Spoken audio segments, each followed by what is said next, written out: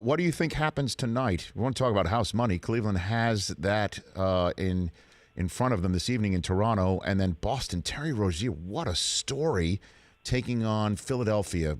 What do you see tonight in that double dip, David? I think Philly's going to play a lot better. I mean, they had been off for a week, and it showed. It looked like they were off for a week, and they didn't bring the juice, as Greg Popovich likes to say.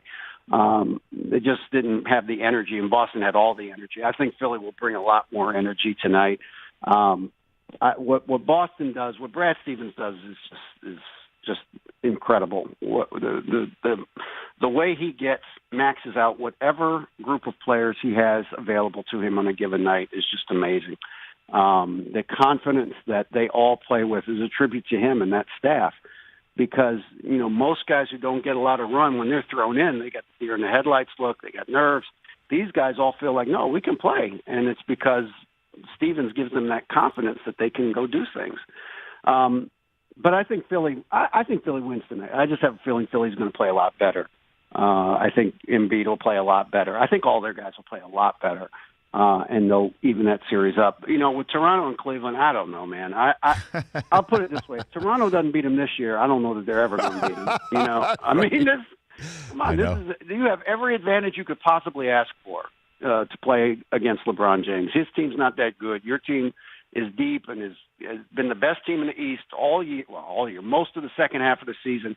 You got home court, or you had home court advantage. There's no excuse. There's no excuse for not beating this team. And they somehow managed to gack game one. I don't know how they did it, but they did it. So now you got some work to do, because now you got LeBron thinking he might be able to steal this thing, and that's a bad recipe for the Raptors. And I'm going to go with a sports talk radio question for you to wrap up our conversation.